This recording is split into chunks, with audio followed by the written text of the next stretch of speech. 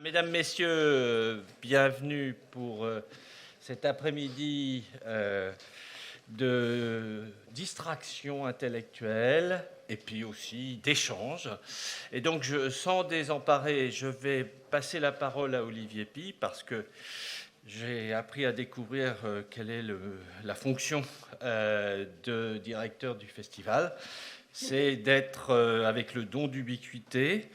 Et c'est de ressembler à un dieu indien avec quelques bras, quelques têtes. Voilà. Olivier, c'est à toi. Merci Jean-Louis, merci beaucoup. Merci à tous d'être là. Ça fait plaisir de voir une belle salle et je suis heureux que vous puissiez participer à cette journée avec la Fondation Crédit Coopératif, qu'on puisse ensemble faire cet atelier de la pensée en quelque sorte avec, à mon avis, un très très beau sujet qui est celui des tiers-lieux. Pour ceux qui ne sont pas habitués à ce terme, c'est en fait penser les lieux culturels, mais les penser autrement, les penser de manière plus rhizomique, les penser de manière moins verticale. Alors, j'aime à croire que le modèle absolu de ces tiers-lieux, eh bien, c'est, devinez quoi, le Festival d'Avignon, bien évidemment. Puissions-nous, au Festival d'Avignon en tout cas, inciter à ce que le dialogue existe, à ce que les disciplines se croisent, à ce que la pensée ne devienne pas des spécialités isolées, mais au contraire des rencontres, des confrontations, allons-y, même quelquefois des polémiques, pourquoi pas quand elles sont positives. En tout cas, cette idée des tiers-lieux me touche beaucoup. Je pense que dans les théâtres dans lesquels moi et mon équipe on a pu travailler, on a essayé de favoriser une présence dans une ville, le contact avec les énergies locales, de façon à ce que ces lieux soient véritablement, absolument, et tant pis pour le pléonasme, puisqu'ils sont du service public, pour le public, par le public. C'est en tout cas la très haute idée qu'on se fait de notre mission au Festival d'Avignon, et c'est la très haute idée qu'on se fait aussi du service public, qui, comme vous le savez, a été inventé en quelque sorte ici par Jean Vilar. Merci, bonne journée, je vais dire bonne soirée, vous voyez, je suis complètement décalé, c'est terrible. Merci à tous, merci beaucoup.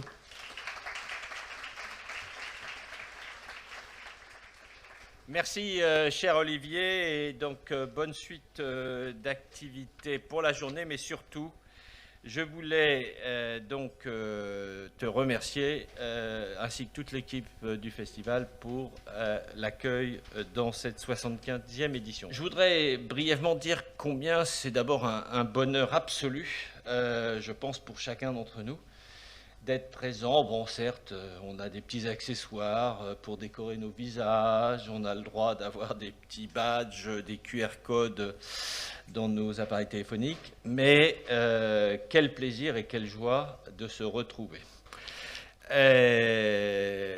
La Fondation du Crédit Coopératif accompagne le festival depuis maintenant 10 ans.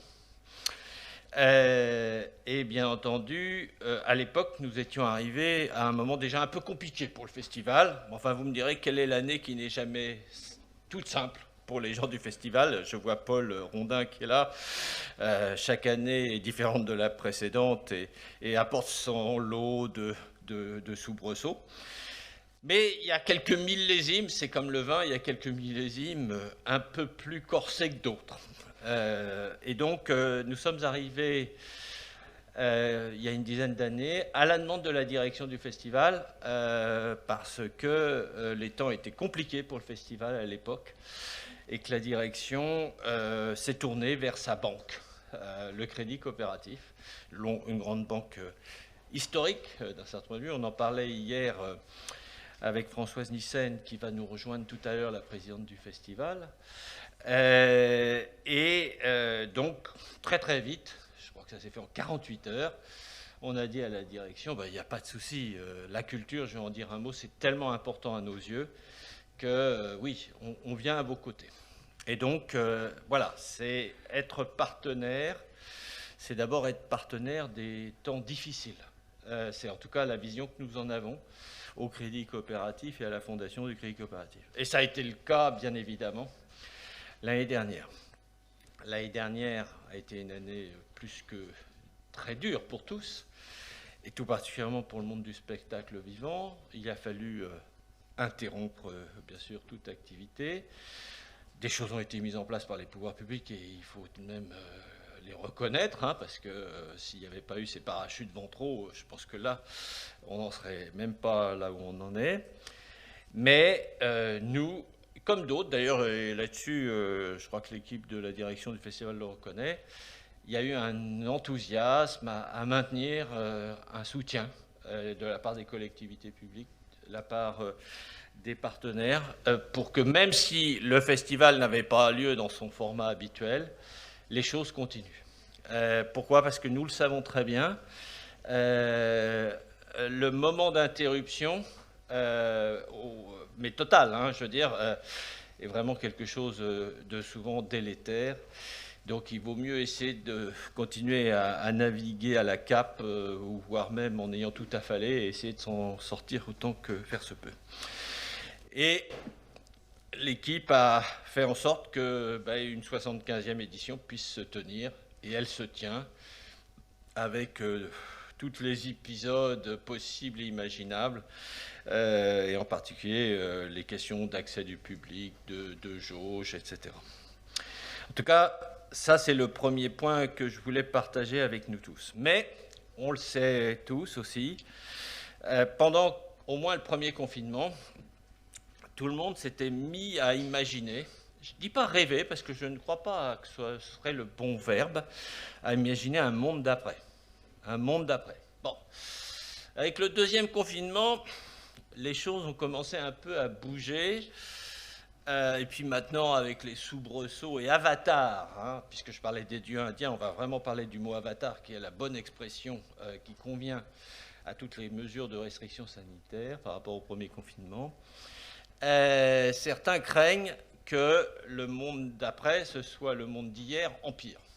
Alors, je suis de ces gens qui pensent que le monde d'après, il faut le faire advenir. Il faut le concevoir. Et je tiens à la polysémie de ce verbe concevoir. Le concevoir et ensuite le faire advenir. Et comme souvent, il y a dans l'existant, pour ceux qui aiment bien le concept de la prospective du présent, dans le futur est dans le présent. Et donc, il y a souvent des linéaments. Vous avez entendu qu'Olivier parlait de rhizomique, des rhizomes, des linéaments, qui permettent de penser qu'il y a des racines pour imaginer, pour concevoir le futur. C'est pour cela que donc nous avons fait le choix cette année de profiter de cette demi-journée que nous consacrons tous les ans à la question de l'économie sociale et de la culture. Ça mérite un tout petit temps d'explication, parce que nous sommes nés, enfin nous, la Fondation a un peu plus de 30 ans, la banque a elle-même bientôt 130 ans, est née du monde coopératif, et il y a 3 choses qui sont dans le champ d'activité coopérative.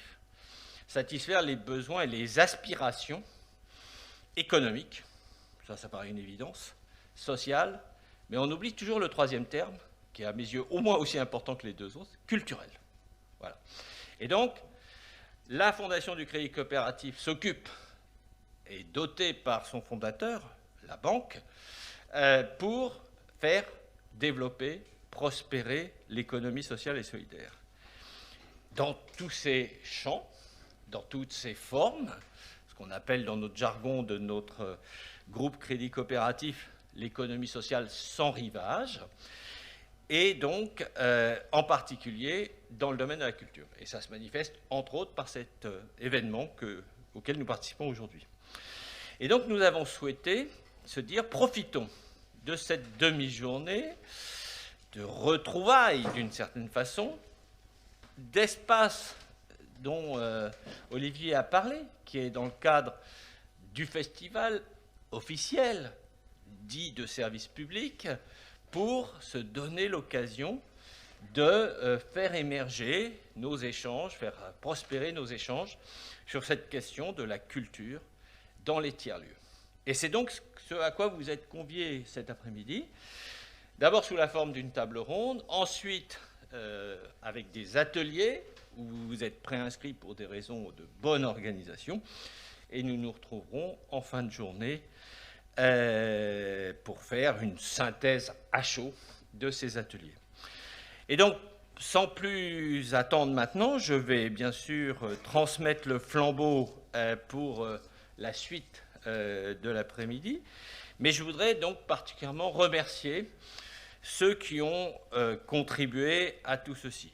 Et donc, sans plus attendre maintenant, je propose que nos travaux se déroulent.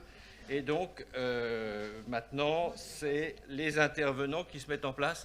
Donc, bonjour à toutes et à tous.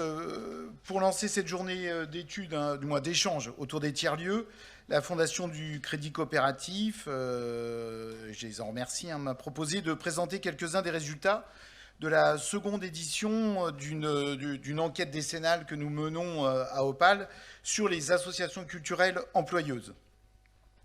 Donc, Opale, je suis Luc Delorminage, je suis co-directeur d'Opale, qui est un centre de ressources, pour aller plus vite, culture et économie sociale et solidaire, et qui a une mission depuis un peu plus de 15 ans avec deux grosses unions du secteur associatif, l'UFISC et la COFAC, une mission de centre de ressources pour les DLA, qui est un dispositif d'accompagnement national.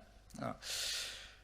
Donc c'est une enquête qui a été réalisée par Cécile Offroy et Priscilla Martin à Opale, et avec le soutien vraiment assez large d'un gros comité de pilotage de chercheurs, de l'UFISC, d'Opale, du ministère de la Culture, de la Fondation du Crédit Coop et d'organisations sectorielles. Pour nous, cette enquête, 10 ans après la première, c'est quand même un point de repère assez fort pour analyser les évolutions du champ culturel associatif, mais aussi de la crise sanitaire et économique de la Covid-19. Nous avons réalisé l'enquête juste avant cette crise sanitaire qui, bien entendu, perdure. Donc, je vais essayer de faire une courte présentation. Donc, Christophe, tu me diras quand je suis un peu à la moitié, on va dire. Mais ça nous permettra aussi de faire un lien avec notre sujet d'aujourd'hui, parce que, bien évidemment, dans les tiers-lieux, il y a des tiers-lieux non lucratifs, des tiers-lieux lucratifs et des tiers-lieux peut-être plus institutionnels. En tout cas, là, moi, je me situe peut-être plus dans ce qui est le non lucratif, puisque je présente des associations loi 1901. Mais voilà, il y a un lien, certainement. 3 remarques sur cette enquête pour commencer. Moi, ce qui nous a quand même étonné, c'est la première remarque, c'est ce qu'on a intitulé « Sortir de l'invisibilité ». Les associations artistiques et culturelles sont restées longtemps invisibles, considérés souvent comme des acteurs plutôt mineurs, au mieux subversifs, du champ culturel, assimilés tantôt à des entreprises privées un peu au rabais, tantôt à un sous-service public, vivotant à l'ombre des institutions. Et donc là, si on n'est pas complètement sorti de cette invisibilité, force est de constater qu'en 10 ans, le nombre d'associations culturelles est passé de 250 000 à 350 000, c'est-à-dire un bond de 30%, et celles qui sont employeuses de 30 000 à 40 000.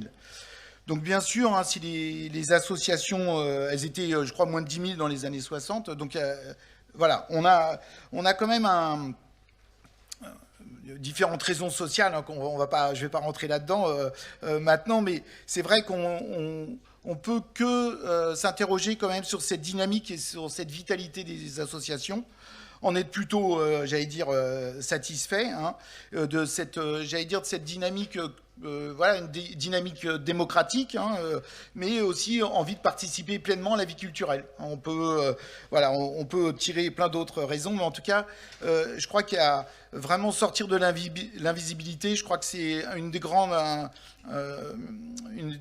caractéristiques, en tout cas, que nous montre cette enquête.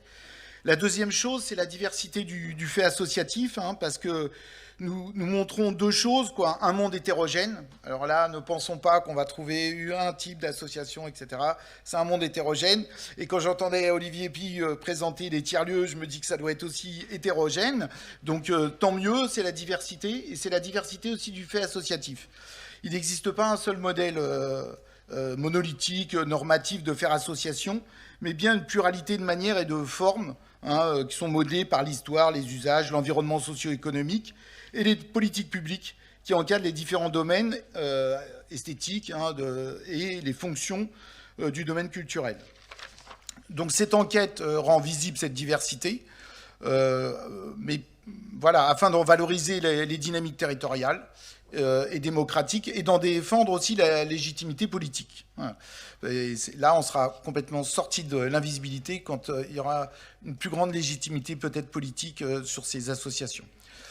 La troisième grande caractéristique, c'est aussi ce que rappelait Jean-Louis, c'est qu'elle concentre quand même toutes ces associations culturelles à des degrés divers, mais elle concentre cinq principes fondamentaux de l'ESS, qui sont, que ce soit pour des bénévoles ou des salariés, déjà la maîtrise de son outil de travail, si je puis dire, ou de l'outil de son activité pour une association quand on est moins dans une production industrielle. Leur objet, qui n'est pas de poursuivre le profit maximum, et pour nous la non-lucrativité, ou pour d'autres la lucrativité limitée, mais nous on est dans le cas d'une association loi 1901 à but non lucratif, et le plus souvent la finalité de l'activité, de l'action qui est orientée vers l'intérêt général, vers l'utilité sociale. Et donc c'est trois grands principes, et un quatrième qui est de réunir la double dimension articulant l'économique et le politique entendu comme le vivre ensemble. Voilà. Et un modèle spécifique, pour terminer sur le cinquième principe que réunissent ces associations, un modèle économique spécifique entre redistribution et vente, et un troisième pôle qu'on oublie souvent un peu, mais qui est la réciprocité, entre initiative citoyenne et débat avec la puissance publique. Voilà, alors, je veux bien les chiffres. Ouais. Pour décrire un peu les caractéristiques de ces associations, le spectacle vivant reste vraiment le principal terreau. Les 2/3 œuvrent dans le spectacle vivant. Mais néanmoins, elles couvrent tout le spectre des disciplines artistiques. Elles sont sur tous les territoires. 3 associations sur 5 sont implantées en milieu urbain, mais 2 sur 5 en milieu rural. Et on le voit, elles assurent une permanence artistique et culturelle, parfois même quand ce sont les seuls, c'est-à-dire quand il n'y a plus de services publics et plus de services, j'allais dire, marchands lucratifs. Il reste quand même ces structures de proximité qui sont actives localement. La commune est leur territoire d'activité principal, 56%, pour 56% d'entre elles. Néanmoins, 27% œuvrent sur le territoire national. Ouais, tu peux avancer. Ouais. Oui. Bon, ouais. Je ne suis pas bien, en fait, le diaporama. Donc, ce qui fait que sur ces associations, si on va le rejoindre là. Non, c'est vous, reste, c'était bien. Donc elles sont en grande majorité pluriactives, c'est-à-dire que plus de 80% ont plusieurs fonctions. Ce qu'on a appelé les fonctions dans cette enquête, c'est la fonction création, diffusion, éducation, ainsi fonction, production, administration, accompagnement et préservation. Donc 80% en ont presque 3. Bon, ceux qui ont des collectifs artistiques le savent bien, ils font de la création et de la production, et voire parfois de la diffusion aussi. Donc ils peuvent en avoir plus parce qu'ils peuvent faire même de l'administration. Et néanmoins, les 3/4 de ces associations, ça c'est quand même une spécificité à noter, ont une fonction éducative, que ce soit l'éducation artistique, culturelle, de la médiation, de l'enseignement, de la formation, et témoignent d'une préoccupation assez forte pour le jeune public.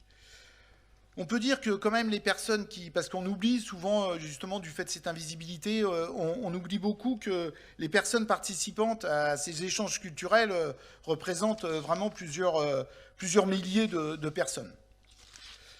Je passerai assez vite sur la gouvernance parce que vous le savez tous et toutes, l'adhésion à une organisation de l'ESS, c'est un accès égalitaire, en tout cas qui est ouvert au pouvoir de décision, et c'est pas proportionnel au droit de propriété. Donc c'est vraiment une gouvernance et des structures qui s'appuient sur le don et la libre initiative des personnes.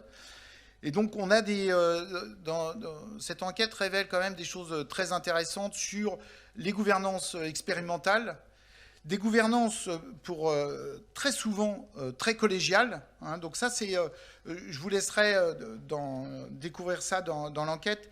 Mais il y a des gouvernances vraiment, j'allais dire, intéressantes qui sont de plus en plus collégiales et de plus en plus partagées, j'allais dire. Voilà, ce qui, quand même, parfois va à contre-courant de ce qu'on peut entendre. Étant dans le dispositif local d'accompagnement, c'est vrai qu'on a souvent plutôt dans la culture, les gouvernances, c'est pas encore ça, etc.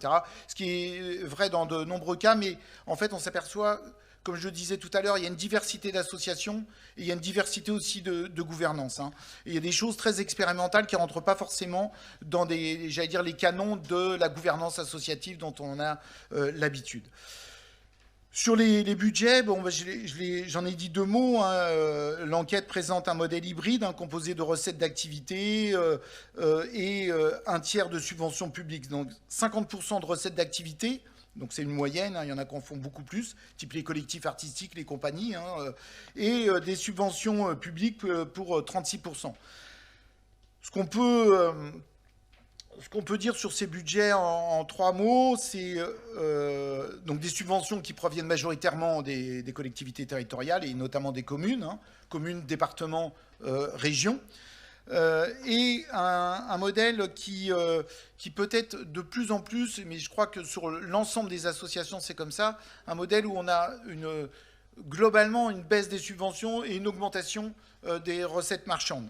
Ce qui parfois est inquiétant, mais on en reviendra aussi sur justement cette forme de marchandisation de la culture et des associations, sachant que dans les associations culturelles, il est quand même clairement revendiqué que la culture n'est pas une marchandise. Donc c'est la limite entre cette hybridation qui est plutôt compliquée. Et puis le troisième pôle dont je parlais tout à l'heure, qui est la réciprocité, qui est un pôle non monétaire, qui illustre plutôt la recherche de sens, les dynamiques d'échange culturel, de socialisation au sein de ces espaces. Hein. Et puis pour terminer sur ces chiffres, sur l'emploi, on a souvent l'habitude de dire qu'il y a 670 000 personnes qui travaillent sur l'ensemble du champ culturel, hein, institutions, entreprises et du moins entreprises privées, du moins les industries plutôt, et les associations. Et donc là, on a quand même 300 000 personnes qui travaillent dans les associations culturelles. Donc ça, c'est pareil, par rapport à il y a 10 ans, c'est un bond énorme, je ne me rappelle plus, mais c'est pareil, c'est un bond de 30 ou 40%, c'est assez impressionnant. Donc, des associations qui ont une place importante sur l'emploi des salariés dans la culture. Un emploi, certes, assez spécifique aussi, assez spécifique, un tiers de CDI, un tiers de CDDU, hein, les intermittents, et un dernier tiers de CDD et de ce qu'on voit plus apparaître. Alors je dirais pas qu'on voit plus apparaître par rapport à il y a 10 ans, parce qu'il y a 10 ans on n'avait pas interrogé ça, sur les entrepreneurs, les auto-entrepreneurs, les travailleurs indépendants, qui sont près de 50 000. Hein. Donc, bon, on a souvent l'habitude de dire que c'est bon, c'est précaire, etc. Nous, on dit plutôt que c'est fragmenté, mais que ça correspond à un modèle du champ culturel, de travailler sur des projets, et que c'est pas complètement un hasard aussi si on a des petites équipes et si effectivement on a une forme j'allais dire de précarité néanmoins. Voilà. En tout cas, quand on parle de l'ESS, il est évident qu'il y a des choses à réfléchir sur la mutualisation d'emploi, sur une plus grande solidarité dans l'emploi, comme l'a été le régime social de l'intermittence à un moment donné, et en tout cas, non à un moment donné et toujours, mais en tout cas pour tout ce qui est CDD et auto-entrepreneur, c'est vrai que là, il y a un truc à réfléchir. Sur la coopération, pour terminer, hein, au-delà des formes plus classiques de coopération que nous trouvons dans l'économie sociale, hein, sur un homme, une voix, on est sociétaire et propriétaire, j'allais dire du moins sociétaire de son entreprise, 9 associations sur 10 pratiquent des formes de mutualisation, que ce soit des partages de locaux, là on rejoint aussi la problématique certainement des tiers-lieux, du prêt de matériel, de la co-réalisation de projets importants et des emplois partagés. Donc c'est des formes de coopération qui qui peut-être sont plus informels, qui en fait qu'on connaît moins et qu'on a plus de mal à cerner. Hein. Mais entre autres, on le retrouve beaucoup dans les collectifs structurés autour de lieux mutualisés, hein, de type friche, fabrique artistique, lieux de coopération culturelle, lieux intermédiaires, tiers-lieux bien évidemment, voilà, qui permettent à plusieurs, souvent compagnies de spectacles, associations culturelles, de mutualiser des choses. Et puis, pour avancer un peu plus vite, je vais sauter ça. Et juste deux conclusions quand même pour... de conclusion. Non, je ne vais pas vous faire ça, je vais vous faire deux remarques pour conclure. On avait posé une question sur la fragilité de ces associations, ce qui était le plus significatif. Et on en revient à la part budgétaire dont je parlais tout à l'heure, c'est la généralisation des financements par projet, hein, qui confronte quand même les associations à deux difficultés importantes. C'est-à-dire, elles disent que cette généralisation du financement par projet leur pose des problèmes pour financer le fonctionnement et rémunérer l'intégralité du travail. Donc ça, c'est une question importante, en tout cas à travailler. Et entre autres, pour finir, je dirais qu'il y a quand même une réflexion à avoir sur les modes de contractualisation. Les modes de contractualisation entre la puissance publique et ses initiatives. Hein. Attention à ce que, la commande publique ne vienne pas parfois tuer l'innovation sociale ou artistique. Voilà. Donc il y a quand même au-delà de ces formes de contractualisation, c'est aussi parce que c'est du dialogue, c'est de la concertation et du partenariat avec la puissance publique. Et je pense que ces associations, en fait, leur action est plutôt à situer en dialogue avec la puissance publique.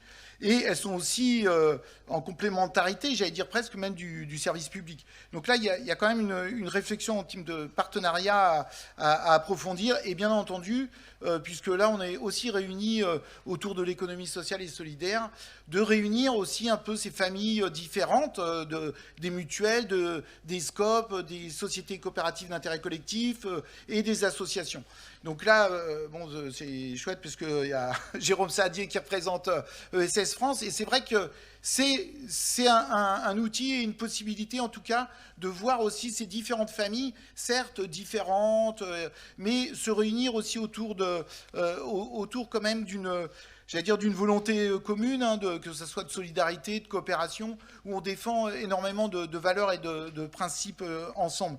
Parce que ce soit tous ces lieux intermédiaires, tiers-lieux, MJC, centres sociaux, etc., c'est quand même des lieux où se croisent, que ce soit des professionnels, des bénévoles, des amateurs et des élus, pour, réfléchir aussi à un renouvellement démocratique, renouvellement aussi des politiques publiques, en tout cas d'échanges. C'est des lieux qu'il faut aussi comprendre comme des lieux certes où il peut y avoir des conflits, mais des lieux de débat, source vraiment d'enrichissement collectif. Voilà. Je vais m'arrêter là parce que...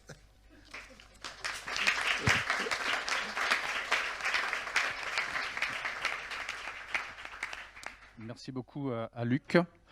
Nous allons donc maintenant débuter cette table ronde organisée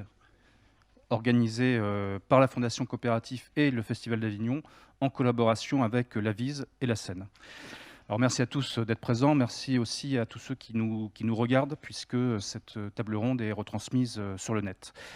Cette table ronde est intitulée « Les tiers-lieux, matière à penser pour une culture en commun ». Je suis très heureux de la présenter, étant par ailleurs un client du Crédit Coopératif, client heureux et fidèle.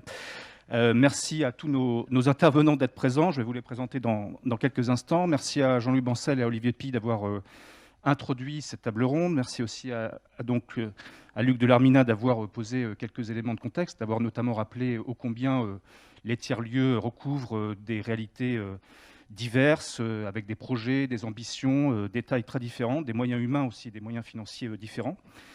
Nous allons nous employer pendant cette petite heure d'échange à voir comment les tiers-lieux, qui s'inscrivent donc dans l'économie sociale et solidaire, comment ces tiers-lieux peuvent être en matière culturelle des exemples de coopération et d'inspiration, comment ils déploient leurs modèles et trouvent leur place entre des modèles purement institutionnels et des modèles purement privés, comment ils peuvent aussi faire émerger des voies nouvelles artistiques, accompagner les artistes, comment ils construisent des liens avec les publics et avec leur territoire, et comment ils peuvent aussi, d'une certaine manière, proposer d'autres chemins.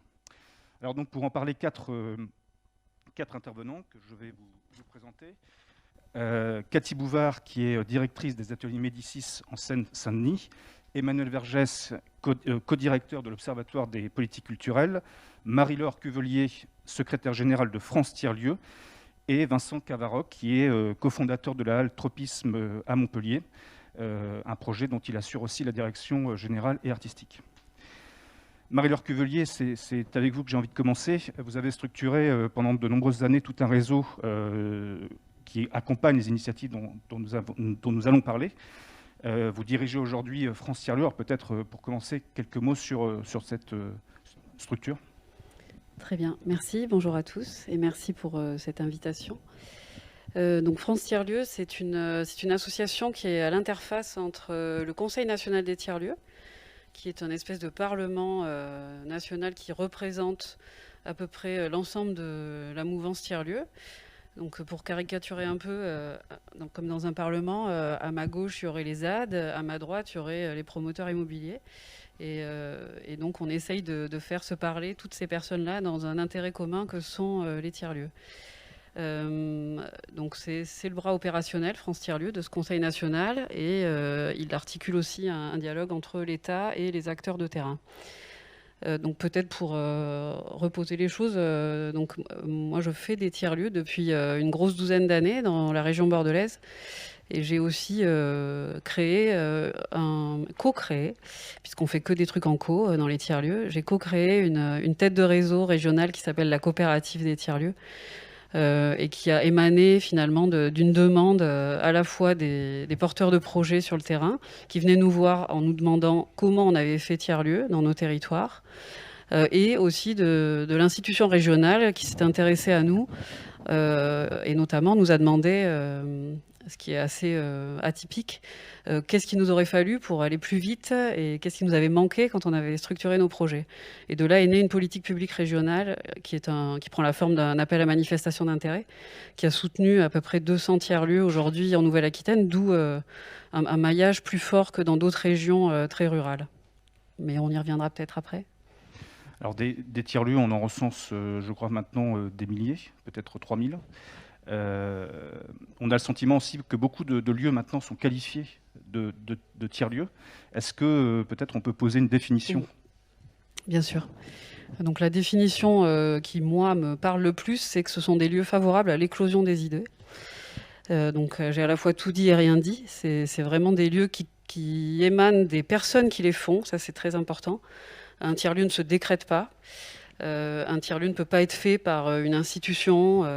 Ce sont d'abord les personnes qui vont l'animer et le faire vivre et qui vont y développer les activités amateurs ou professionnelles qu'elles souhaitent y mener, qui vont faire tiers-lieu ensemble. Et donc plus ça va être inattendu comme activité, comme croisement d'activités, plus ça va être riche et plus les frottements vont être féconds. Il y a 3 éléments qu'on pourrait qualifier de piliers pour un tiers-lieu. D'abord, ce sont des démarches individuelles, contrairement à ce qu'on pourrait penser. À la base, c'est vraiment un désir d'émancipation individuelle, de vouloir faire, de se réaliser, de vouloir faire ce qui plaît, de vouloir trouver du sens. C'est quelque chose qu'on entend beaucoup aujourd'hui, mais qui était déjà présent avant la crise pour plein de gens qui avaient touché notamment les limites du salariat et qui ne se reconnaissaient plus dans ce travail-là, et qui avaient envie, voilà, de près de chez eux, d'agir de façon citoyenne en fait pour améliorer leur quartier, leur village, et qui se sont rassemblés, qui ont créé des communautés d'intérêt, et grâce aux réseaux sociaux. Personnellement, c'est parce que j'ai créé un groupe, une page Facebook, qu'en 3 semaines, j'ai rassemblé 250 personnes qui étaient intéressées par les mêmes choses sur mon territoire. Donc voilà, on peut se réaliser individuellement par le collectif. Donc il y a cette notion individu, collectif. Et le 3e pilier, c'est le territoire, c'est hyper important. Cet ancrage local. qui se fait naturellement puisque les demandes émanent des habitants eux-mêmes. Donc c'est pas quelque chose qu'on plaque sur un territoire, c'est pas quelque chose qu'on copie-colle qui vient d'ailleurs. C'est quelque chose où les gens se posent la question eux-mêmes de quoi j'ai envie pour mon village, pour ma ville, et comment on fait tiers-lieu ensemble. Alors justement, ça c'est une belle expression que vous employez souvent, vous qui êtes donc à un poste d'observation à la fois très large et formidable, vous employez souvent cette expression « faire tiers-lieu ». Oui. Vous pouvez nous en dire un peu plus ? C'est cette démarche, ce processus de se mettre autour d'une table et d'essayer de trouver des terrains communs et d'accepter aussi les différences. Donc là, on rejoint vraiment des modes de gouvernance très ESS, en fait, avec une notion qui est très précieuse dans les outils d'intelligence collective, qui est le consentement. On ne va pas chercher le consensus, qui est souvent perçu comme un truc assez mou, où finalement personne n'est satisfait, mais on va accepter que l'autre fasse ce qu'il a envie de faire, tant que nous, ça ne nous enlève rien, quoi. Et donc, c'est aussi pour ça qu'on se retrouve avec des choses hybrides complètement inattendues dans des tiers-lieux. Voilà, des activités culturelles, évidemment, on va en parler, mais aussi beaucoup d'autres choses, des espaces de travail, peut-être des ateliers, des bricothèques, de l'agriculture aussi, de la terre partagée. On va mutualiser. Et donc la question du lieu, elle vient pas tout de suite finalement dans le tiers-lieu. C'est d'abord quels sont les usages, à quoi il va servir cet espace, et ensuite vient la question de où est-ce qu'on se met et de quoi on a besoin de façon très technique finalement. Mais faire tiers-lieu, c'est d'abord rassembler un collectif, faire communauté. On dit, mais le terme est galvaudé, donc je pense que c'est plus intéressant de dire faire tiers-lieu. Cette notion de gouvernance, c'est un point vraiment important dans les tiers-lieux ? Disons que c'est ce qui en garantit le succès. Après, j'invite d'ailleurs, on a parlé beaucoup des associations juste avant, et bien souvent, ce qui coince, ou en tout cas dans les projets que j'ai pu voir échouer, malheureusement, c'est souvent un problème de gouvernance. Il y a beaucoup d'associations assez anciennes où il peut y avoir des problématiques de transmission très fortes, avec des personnes fondatrices qui ont du mal à lâcher. Et donc pour ça, on essaye, nous, au niveau de France Tiers-Lieu, de vraiment développer la professionnalisation de ces démarches et de mettre en œuvre des formations donc spécifiques au tiers-lieu. Mais personnellement, j'ai fait un certificat de dirigeant d'entreprise de l'économie sociale qui est porté par l'IRTS au niveau national. Je pense qu'il y a des choses équivalentes dans d'autres structures. Hein. Et ça aide énormément à ensuite tenir le gouvernail. Parce qu'on a parlé de structure collégiale, évidemment, c'est très important, mais ça ne veut pas dire qu'il ne faut pas un leader, il ne faut pas quelqu'un qui embarque. Et il faut toujours une vision stratégique dans ces espaces qui permettent de se projeter à 1 an, à 3 ans, à 5 ans. Et aussi, le moment venu, à préparer la transmission et quelque part à accepter que ce qu'on a, nous, fondateurs, créé à l'origine, prend une autre forme, nous échappe. Et ça, je pense que c'est hyper important pour la pérennité de ces espaces. Alors, France Tiers-Lieu s'appuie sur un réseau d'experts qui constitue le Conseil national des tiers-lieux. De quoi s'agit-il ? Qui compose ce conseil et quelles sont ses missions ? Donc, le Conseil national, il a été créé à la suite d'un rapport ministériel écrit par Patrick Lévy-Vetz et commandité par le ministère de la Cohésion des Territoires en 2018, qui était un rapport qui devait s'appeler Mission Coworking. Et puis, les acteurs ont suffisamment fait de bruit pour qu'il soit rebaptisé tiers-lieu. Faire ensemble pour mieux vivre ensemble, pardon. Et dans les préconisations de ce rapport, voilà, était notamment la création d'une instance nationale, donc qui a pris la forme de ce conseil où il y a à peu près entre 60 et 70 experts, donc de tous bords, comme je vous l'ai dit en introduction. Et ces experts-là donc ont été rencontrés sur le terrain par les personnes qui ont mené cette mission ministérielle à bien. Donc ça représente vraiment la diversité des tiers-lieux et ce groupe se constitue en sous-groupe de travail, en commission juridique, immobilier, gouvernance, voilà, toutes les questions que se posent collectivement les tiers-lieux. Et chaque groupe thématique écrit une feuille de route que France Tiers-Lieu va mettre en œuvre alors avec son conseil d'administration, avec l'ensemble de ses adhérents et des acteurs. On agit pour l'ensemble des tiers-lieux, pas simplement pour nos adhérents. Et donc voilà, on a cette feuille de route à mettre en œuvre. Je pense que dans 10 ans, on n'aura pas fini parce qu'il y a vraiment beaucoup de choses à faire. Et puis les tiers-lieux ont pris une envergure inédite et donc il y a besoin de le structurer. Mais, il y a toujours le mais, il n'y a rien qui nous fait plus peur que la normalisation.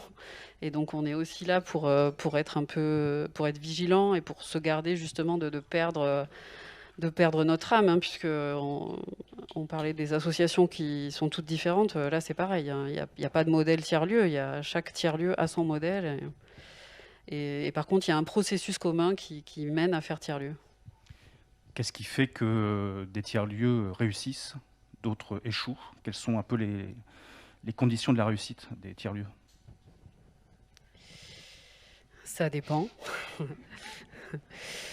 Alors, disons que ceux avec lesquels on a le plus de recul, donc dans le secteur culturel, je pourrais mentionner Main d'œuvre à Saint-Ouen, qui a connu des gros soubresauts, on va dire, et qui est toujours là. Moi, dans ma région bordelaise, il y a la fabrique Paula, qui est certainement le premier tiers-lieu de la région bordelaise, qui a plus de 20 ans. Et donc, pourquoi ça marche? Parce qu'au départ, il y avait une envie de faire des choses ensemble, malgré des disciplines extrêmement différentes. Donc, je ne sais pas, ça rassemble plusieurs dizaines d'associations qui se sont regroupées et avec l'idée de mutualiser un lieu et des ressources communes, c'est-à-dire de mutualiser un poste d'attaché de presse, de chargé de développement, et qui s'est structuré petit à petit et qui a su, sans claquer la porte à la puissance publique, bien évidemment, mais vraiment en travaillant en partenariat de longue durée avec et de façon pérenne, à s'affranchir aussi du côté, on va dire, dépendance à la puissance publique. C'est un peu pour ça que ça échoue souvent, soit parce que ça a été décrété par une collectivité qui s'est dit... la ville à côté a son tiers-lieu, moi j'en veux un tout de suite, et ça tombe bien, on a un équipement là, tout bien équipé avec du Wi-Fi, etc. Ça marche pas, c'est la coquille vide assurée, ça coûte très cher, et on n'est pas dans une approche classique d'équipement public pour faire tiers-lieu. C'est qui sont les gens qui vont le porter, comment tout ça va s'articuler, et surtout à quoi ça va servir et à qui ça va servir. Donc il faut vraiment mettre l'ensemble des personnes autour de la table, et ça c'est le meilleur gage de succès dans la durée. Alors vous êtes de la région bordelaise. J'ai vu que la région Nouvelle-Aquitaine s'était fixé un objectif de 300 tiers-lieux. Comment est-ce qu'on peut atteindre cet objectif? Et est-ce que c'est d'une certaine manière pas antinomique avec la notion même de l'esprit même des tiers-lieux? Alors cet objectif est atteint déjà. Et donc comment ça a pu l'être, et justement sans cette idée de copier-coller, grâce au dispositif que j'ai évoqué tout à l'heure, qui non seulement a une approche de facilitateur, c'est-à-dire comme je pense devrait l'avoir l'ensemble des collectivités, comment je facilite à mes administrés la réalisation de leurs projets, avec évidemment des contraintes de recherche d'équilibre économique, bien sûr, mais avant tout, déjà avec le fait qu'ils aient pris conscience que ce sont des outils de dynamisation territoriale, et que c'est un vrai outil de service public finalement, qui est à mi-chemin, c'est le côté tiers, qui est à mi-chemin entre le lieu complètement privé et le lieu complètement public. Donc ça a bien fonctionné, et surtout la collectivité régionale réinterroge tous les 2 ans le dispositif, notamment grâce à la tête de réseau, mais aussi directement auprès des acteurs concernés, en disant est-ce que ça colle toujours à vos besoins, ce qu'on propose comme aide à l'amorçage? Est-ce que ça ne crée pas des effets d'aubaine? Enfin, il y a une vraie remise en question permanente de ce règlement d'intervention, et je pense que ça, c'est aussi la clé du succès. Ce que je peux voir au niveau de France Tiers-Lieu dans d'autres territoires, c'est que parfois, il y a des dispositifs qui sont créés parce qu'on a une enveloppe là et que ça serait bien d'aider les tiers-lieux, mais on veut labelliser, on veut que les tiers-lieux soient vraiment rentrent dans une case en fait, et ça c'est complètement antinomique. Donc c'est comment un dispositif peut accompagner, demander des garanties quand même pour pas jeter l'argent public par les fenêtres, mais accepter cette différence et ce côté très atypique de chaque projet. Alors nous avons dans la salle de nombreux représentants du monde culturel, mais aussi des représentants du monde de la banque. Quel message vous auriez envie de transmettre à ce monde de la banque lorsqu'il y a des dossiers à instruire et qui sont confrontés à des porteurs de projets parfois déroutants? Oui, alors je pense que ça a beaucoup évolué et dans le bon sens ces 10 dernières années. Donc c'est sûr que le crédit coopératif, c'est toujours un partenaire privilégié à la fois des assos et des structures de l'ESS dans leur ensemble, justement parce qu'on connaît leur capacité à pas complètement essayer de faire rentrer des ronds dans des carrés et à entendre la particularité de chaque projet. Maintenant, je ne suis pas spécialiste du secteur culturel et de ces projets-là en particulier, comment ça se construit dans la durée. Il y avait cette remarque sur le fonctionnement par projet et le moins sur les frais de fonctionnement. Je crois que c'est quand même les citoyens qui doivent définir ce dont ils ont besoin, et après il faut arriver à répondre finalement à leurs besoins en respectant les contraintes. Donc ça, je sais que c'est compliqué, mais on travaille avec la Banque des Territoires aussi sur le sujet des tiers-lieux, et ce qui était complètement impossible il y a 10 ans, aujourd'hui on a réussi à trouver des interstices, à assouplir. C'est la démarche même des tiers-lieux de trouver des interstices. Donc après, c'est aussi pour ça qu'on a cherché cette reconnaissance et cette légitimité au national, parce que notre difficulté pendant 10 ans, ça a été ce côté extrêmement transversal et qui ne rentre pas dans les cases. Les communes essayaient de nous dire « vous êtes des pépinières, vous êtes des incubateurs », mais non, on est des tiers-lieux, on n'est rien de tout ça. Et donc petit à petit, c'est beaucoup de dialogue. Et puis, il y a aussi, on le voit dans l'évolution côté collectivité, la création de plus en plus de services ESS, de chargés de mission qui sont aussi beaucoup plus enclins à entendre ce genre de projet et à les accompagner dans les méandres et à faire de la transversalité avec les différents services. Donc ça avance. Peut-être une dernière question. Quels sont les écueils que doivent éviter les tiers-lieux dans leur développement? Donc je l'ai dit sur le côté, une approche équipement, ça c'est vraiment pas entendable.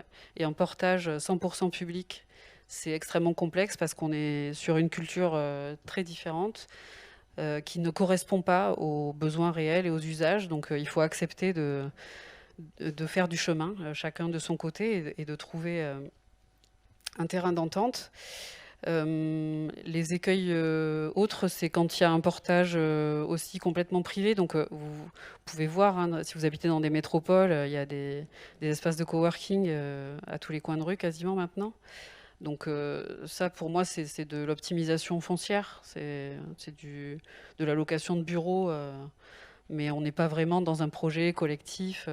Mais ça marche. Il y a un marché et il y a des gens qui y vont et à qui ça correspond. Mais on n'est pas vraiment sur une démarche tiers-lieu. Donc pour moi, l'écueil, voilà, c'est que finalement, on confonde les tiers-lieux et ce genre de produit, j'ai envie de dire, qui a un peu oublié, en tout cas qui profite, qui surfe un peu sur la vague, sur cette tarte à la crème que peut être le tiers-lieu dans certains contextes. Et qui finalement a oublié qu'au départ, c'est une envie collective de faire société sur un territoire et pour l'améliorer, pour le dynamiser et pour qu'il réponde au mieux à ce dont on a envie et besoin près de chez soi. Merci. Vincent Cabarrocq, si je ne me trompe pas, la Altropisme a rejoint France Tiers-Lieux. Qu'est-ce que vous venez y chercher et peut-être y apporter? Ouais. Bonjour à tous. On a rejoint France Tiers-Lieux dans l'idée où on est labellisé Fabrique des Territoires, donc ce label porté par l'ANCT, France Tiers-Lieux et voilà ce bras opérationnel. On va y chercher un début de légitimité en tant que lieu, dans le sens où on voit aujourd'hui une structuration à travers ce terme tiers-lieu qui pourtant est très très polysémique, mais ça permet aujourd'hui de remonter à des endroits au niveau des tutelles, du ministère et de pouvoir avoir une forme de légitimité. Honnêtement, c'est un passage obligatoire, mais qui dans un sens, moi je serais content que ça n'existe pas en tant que tel, parce que ça voudrait dire que notre projet serait compris d'entrée de jeu. C'est-à-dire qu'aujourd'hui, on est sans arrêt, moi il n'y a pas un mois, je passe sans être courtisé, soit par des promoteurs, soit par des collectivités, pour dire comment on peut essaimer votre modèle, comment on peut faire tiers-lieu, parce que je rejoins aussi ce terme qui est intéressant, et je rejoins à beaucoup d'endroits ce qui a été dit précédemment. Et on nous demande, parce que forcément c'est intéressant pour une collectivité de se dire tiens, j'ai un bout de terrain un peu pourri avec un bâtiment tout cabossé qui nous coûte du foncier, du gardiennage parce qu'il est squatté, et on s'aperçoit que pour 3 francs 6 sous, peut-être, allez, on va donner 20 000 euros au lieu pour essayer d'amorcer quelque chose. Et il va y avoir une dynamique collective avec des artistes, avec de la revitalisation du quartier. Et en plus, ils vont absorber les charges courantes de ces lieux. Au passage, jouer le jeu de la gentrification et permettre à la sphère foncière de monter le prix des mètres carrés. Et tout ça pour le meilleur rapport qualité-prix qui existe au monde, parce que vous voyez ce qu'on donne à une scène nationale, à un CCN ou un CDN. Moi, je suis à l'aise pour parler de tout ça, j'en viens. Et ce qu'on met pour pouvoir amorcer ce type de projet, c'est le jour et la nuit. Et pourtant, derrière, ben voilà, il y a effectivement des porteurs de projets qui se battent avec leurs petits bras pour essayer de porter ces projets, ces dynamiques collectives. Donc, effectivement, quand on reste seul à se battre comme ça, petit à petit, on s'épuise à se prendre des murs et à se dire, bon, ben, c'est bien. Moi, pendant 7 ans, j'ai travaillé en centre chorégraphique national. Pendant 6 ans, j'étais en codirection artistique à Gaieté Lyrique. J'avais voilà, quand même d'autres modèles de financement. Quand on s'est lancé dans cette dynamique-là, pourquoi on s'y est lancé? On s'y est lancé à un moment donné en se disant, aujourd'hui, on n'a pas eu la chance d'avoir une trentaine d'années en 81, quand le robinet à argent coulait à flot au moment de la décentralisation. Et du coup, il nous reste quelques petites miettes pour essayer d'exister dans ce mode sans être un label national de type, justement, grand festival, CCN, CDN ou autre. Et donc, à partir de là, ben, voilà, on se bat. Nous, ça fait 20 ans qu'on existe. On est une coopérative, on est un acteur de la culture avant tout. Et en se montant, en créant ce lieu, on se bat avec nos armes, ceux de la culture, mais aussi ceux de l'entrepreneuriat, ceux de la sphère sociale, plein de croisements comme ça. Et à un moment donné, ce qui nous a peut-être, ce en quoi on se reconnaît le plus dans ce qui commence à se structurer autour de nous, c'est effectivement cette question des tiers-lieux. Donc, il y a des réseaux de réseaux. Aujourd'hui, on est tiers-lieux Occitanie, on est à France tiers-lieux, on travaille avec la coopérative des tiers-lieux. Et ça nous permet effectivement d'avoir des interlocuteurs, d'avoir un pouvoir de lobbying, de faire en sorte que pour la première fois, il y a 1 mois et demi, le mot tiers-lieu est apparu dans un appel à projet du ministère de la Culture, hein, je dis. Et il était, avant ça, on était un outil de cohésion du territoire, mais pas un outil culturel. Et donc voilà, ça sert à ça, précisément. Et en ça, je reconnais la démarche. Alors donc la halle Tropisme est située à Montpellier, au cœur d'une friche militaire. C'est un lieu que vous voulez culturel et entrepreneurial, doté d'espaces de travail, de services aux entreprises, d'espaces de vie aussi. Vous êtes structuré sous la forme de 2 coopératives, 2 SIC, SIC pour Société coopérative d'intérêt collectif. L'une des 2 SIC, c'est un peu compliqué, mais l'une des 2 SIC est une holding qui coiffe un certain nombre d'activités. Pourquoi avoir choisi ce modèle coopératif pour développer le projet de l'altropisme? À la base, on est une association, comme beaucoup. Hein. On est né à 3-4 dans un petit local associatif et on a développé nos activités. On était parti d'un constat il y a 20 ans que si les petits acteurs de la culture, en tant que petits acteurs, j'entends petites compagnies ou acteurs indépendants de la culture, ne s'outillaient pas mieux et finalement n'allaient pas un peu plus vers une démarche d'entrepreneuriat culturel, à mettre avec des pincettes, ils allaient forcément vivre difficilement le fait qu'il y ait un petit peu moins d'argent public en jeu. Et du coup, on a fait des services. Aujourd'hui, on continue à faire ces services. On fait le secrétariat social, la paye, la compta, la gestion pour 400, 500 structures. On est un centre de formation, on a des bureaux de production en art numérique, en danse contemporaine. Moi, je produis par ailleurs en direct le travail de Mathilde Monnier, la chorégraphe, ou de Xavier Leroy. On a fait tout un ensemble de services qui permettaient à plein d'acteurs culturels de pouvoir finalement avoir l'esprit libre sur toutes ces choses-là pour pouvoir créer plus facilement. Ça va de, effectivement, s'assurer qu'ils soient dans les clous au niveau administratif jusqu'à produire leur travail jusqu'au plateau. Et tout ça nous a amené à grandir. Et de 3, aujourd'hui, on est 60 salariés. Moi, je co-dirige cette SIC globale. Et cette SIC, on a fait ce passage d'association en coopérative pour plusieurs raisons. Pour cet effet d'échelle, accompagner notre maturité, je dirais, mais aussi pour pouvoir impliquer des collectivités et impliquer pas mal une diversité d'acteurs dans notre projet. C'est-à-dire que la SIC permet, par jeu de ventilation des collèges, de pouvoir impliquer directement des associés, des collectivités. Et à un moment donné, quand on est sur des projets comme les nôtres, un peu hybrides, qui sortent de cette logique très, très corsetée, de la logique de guichet à laquelle on se heurte tous, hein, c'est-à-dire les fameux guichets de la DRAC, où on est toujours un peu à l'étroit quand on fait des projets pluridisciplinaires. Voilà, vaut mieux pouvoir impliquer effectivement dans la gouvernance même de son projet plusieurs types d'opérateurs pour essayer de le faire comprendre en interne. Au-delà des services que vous avez énoncés, qu'est-ce qu'on peut vivre, qu'est-ce qu'on peut voir à l'altropisme? L'altropisme, c'est avant tout un lieu culturel, c'est-à-dire c'est même pas, on peut enlever même le mot tiers, c'est un lieu culturel. C'est un lieu culturel. Là, hier, j'ai terminé 9 jours de festival. On était QG de la saison Africa 2020, le seul QG de l'Occitanie. Pendant 9 jours, voilà, on a mis 180 000 € pour faire venir des artistes de 12 pays différents, comme on pourrait le voir dans des lieux culturels plus classiques. Sauf qu'on le fait, nous, avec un système économique beaucoup, beaucoup plus fragile et compliqué. Et on enchaîne en permanence. Ce qui est intéressant, c'est que moi, aujourd'hui, ce qui m'intéresse, c'est qu'est-ce qu'on met, quel qualificatif on met après le terme tiers-lieu. Parce qu'un tiers-lieu, moi je vois, on est par exemple 2 fabriques des territoires, une fabrique des territoires et une fabrique du numérique à Montpellier.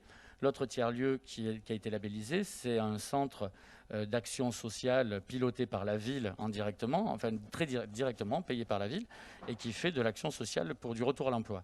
Et donc on ne se ressemble pas en ça. Dans un sens, je ressemble plus à une scène nationale qu'à ce lieu. Par contre, on a plein de valeurs en commun au final.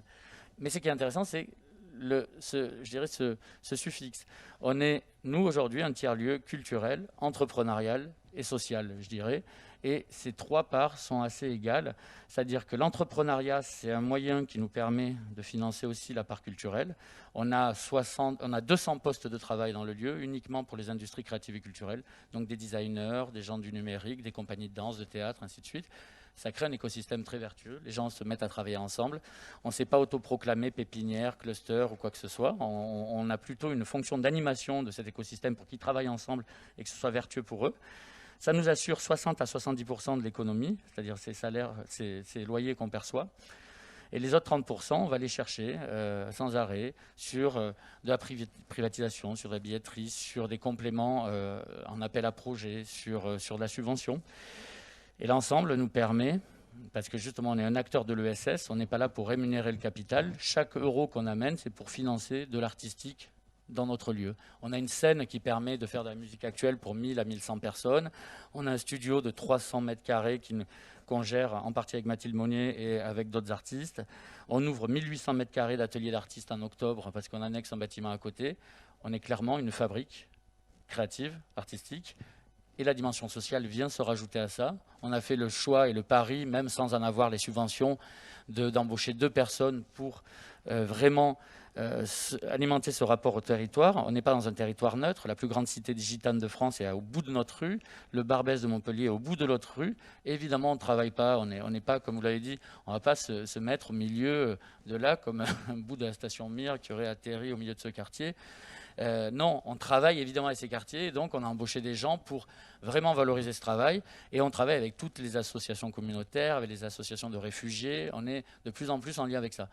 Et ça, c'est la pluridisciplinarité qui m'intéresse aujourd'hui. C'est plus de mettre du théâtre avec de la danse, ça me paraît être quand même un autre monde, et j'en viens de ce monde-là, de cet autre monde. Aujourd'hui, ce qui m'intéresse, c'est que tous les endroits de la création côtoient les préoccupations migratoires, environnementales, sociales, l'enfance, la gastronomie, l'écologie, le DIY. On a des ateliers de fabrication, et tout ça converge vers mettre en valeur des créateurs. Et sans faire en faisant une distinction entre créateur et artiste, hein, c'est important. Un créateur d'entreprise, c'est pas un artiste, mais malgré tout, il y a tous ces écosystèmes à mettre en place. Et aujourd'hui, voilà, notre lieu, il a autant une salle de spectacle de 1000 personnes qu'un Emmaüs au sein du lieu.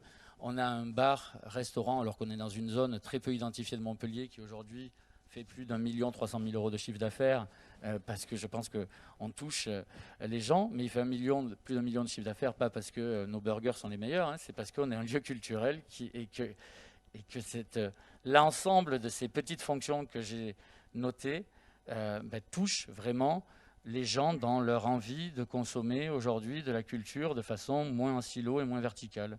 Et finalement, je n'ai pas envie de mettre en défiance Olivier Py dans son discours d'introduction, mais pour moi, un tiers-lieu, c'est pas Avignon, c'est le contraire d'Avignon. Voilà. Est-ce qu'on peut avoir quelques chiffres sur cet écosystème? Vous avez parlé tout à l'heure de 60 salariés, chiffres en termes de, je sais pas, de budget, de fréquentation Aujourd'hui, on a un groupe coopératif qui regroupe donc l'ensemble de ces activités, dont l'altropisme, avec un maillage de structures. On a effectivement 2 coopératives, une SASU, 2 SAS. Voilà, c'est aussi la complexité du droit français qui veut ça. Hein. Quand on a un centre de formation, il nous faut une structure dédiée. Enfin, quand on a un café, il nous faut une structure dédiée. Donc voilà, on a plein de structures. L'ensemble fait effectivement 59 CDI, plus après tous les intermittents qu'on associe au projet pour les montages. On est sur un chiffre d'affaires qui est autour de 3,5 millions, 3,6 millions par an. Sur ces 3,6 millions, on doit être à entre 7 et 9% d'argent public. Et donc le reste, vous voyez, quand on parlait, monsieur qui faisait l'introduction, il parlait justement de cette complexité de se heurter à la logique de financement par projet. Nous, on s'y confronte en permanence. En fonctionnement, on n'a quasiment rien. Donc, tous les ans, on doit réinventer notre modèle. Tous les ans, on doit aller chercher sans arrêt des compléments de budget et ainsi de suite. Et aujourd'hui, on est en train de montrer, nous, que malgré la crise qui vient de se passer, où évidemment les plus fragiles, c'était qui? C'était ceux qui avaient le moins de ressources publiques. Hein. Moi, tous mes amis qui travaillent en scène nationale ou en CDN ou en CCN viennent de faire leur meilleure année de toute l'histoire de leur lieu. Hein. Je pense qu'en termes de trésorerie, c'est une énorme trésorerie, parce qu'il y a eu, ça a abondé, et ça, ils le disent à demi-mot quand on est dans l'intimité. Un bon commerçant ne dit jamais que les affaires vont mal. Hein. Enfin, vont bien, je veux dire. Ils disent c'est normal. Mais ce que je veux dire, c'est que nous, on avait fort à craindre, parce que pour monter un lieu comme le nôtre, on a investi 2 millions d'euros. Sur 2 millions d'euros, on a eu un FEDER à 300 000 € et on a eu 20 000 € de la ville et la métropole. Mais on paye quand même un loyer, on paye le foncier, 40 000 € par an, on paye un loyer qui correspond à la reventilation de petits frais qu'ils ont mis à l'allumage. Bref, finalement, on est quand même si on a ce foncier-là pour des conditions privilégiées, on en fait quand même un projet qui a une forte valeur ajoutée sociale et sociétale. Et tout ça, voilà, avec 20 000 € de la collectivité en investissement au début. Donc forcément, quand on fait la soustraction, il reste 1 300 000 € qu'on a dû ou on s'endetter, clairement. Et on s'endette...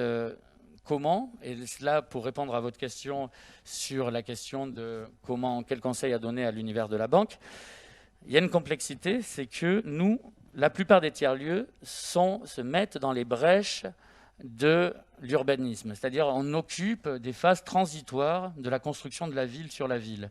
Aujourd'hui, nous, on a un lieu pour 11 ans. Dans 11 ans, nos 4000 m² feront 10 000 m², et voilà, la ville se construit et c'est naturel. Et donc, on vient occuper un segment comme ça. Donc, on encaisse les risques, on construit, on crée ses usages, et derrière, le rouleau compresseur viendra tout détruire et ça sera revendu à un promoteur. On n'est pas dupe, on sait comment ça fonctionne et ça nous va très bien, on a cette chance-là. surtout dans une ville comme Montpellier où il n'y a aucun passé industriel. Le tout, c'est que forcément, quand on n'a pas la chance d'être propriétaire ou d'avoir un bail amphithéotique, et qu'on n'a qu'une convention d'occupation précaire, parce que ça s'appelle comme ça, c'est une COP, hein, c'est même pas un bail. Nous, on a une convention d'occupation précaire de l'espace public qui est certes vraiment balisée pour qu'on reste 11 ans, ben, on ne peut pas accéder au bancaire. Le bancaire va nous dire il y a trop de risques, c'est-à-dire que déjà ta convention, tu peux te faire dégager d'un jour à l'autre. Théoriquement, c'est ça le but. Une convention d'occupation précaire, c'est lié à une phase transitoire. Et en plus, au terme de tout ça, tout partira en fumée. Donc, nous, on a la chance, c'est qu'on est un acteur de l'ESS via notre condition, je dirais, coopérative. Et en ce sens-là, on a pu aller chercher des fonds, d'autres fonds liés à l'ESS, où l'argent coûte très cher. C'est-à-dire que là où on aurait aimé avoir du bancaire à 1% plus ou moins, on a de l'argent qui est à 7-8% parce qu'il assure le risque. Et il assure le risque, et c'est naturel. Il y a un vrai risque à ce qu'on ne retombe pas sur nos pattes. Et donc, nous, rien que le prix de nos intérêts chaque année pourrait nous permettre de dégager des vraies marges artistiques, clairement. Et aujourd'hui, la grande question qui se pose pour moi, dans le futur des tiers-lieux, c'est la question du foncier, de la façon dont on le réfléchit. Comme vous l'avez dit, tout se fait en co-construction. Donc aujourd'hui, il y a un nouveau modèle foncier à imaginer. Je sais que les amis de main-d'œuvre y travaillent, je sais qu'il y a des gens comme Plateau Urbain qui y travaillent, il y en a plein. Mais la réflexion à mener aujourd'hui, c'est ça. C'est-à-dire tant qu'on n'aura pas la main sur le foncier, à plusieurs, ou différemment, ou avec des fonds qui nous permettent d'amorcer ça, on sera on sera voué à mourir à petit feu par épuisement ou en tout cas à disparaître parce que je le vois à Nantes qui a été une ville exemplaire à l'endroit de la fabrication des tiers-lieux sur l'île de Nantes. J'y suis retourné il y a 6 mois. On voit bien, les grands immeubles arrivent et à la fin sur l'île de Nantes, il n'y aura que des beaux immeubles très très chers. Et une fois que la phase transitoire sera terminée.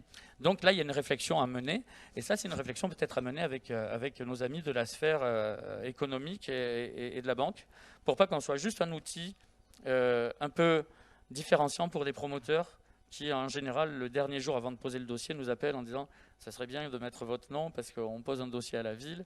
Je dis « ça serait bien qu'on se rencontre peut-être avant quand même, hein, je veux bien ». Et le risque, c'est qu'on ne devienne que ça. Le petit truc qui différencie pour une opération de promotion immobilière et qu'on ait le droit vaguement d'occuper un segment de la transformation de la ville. On peut aller au-delà de ça, je pense. Cette question du...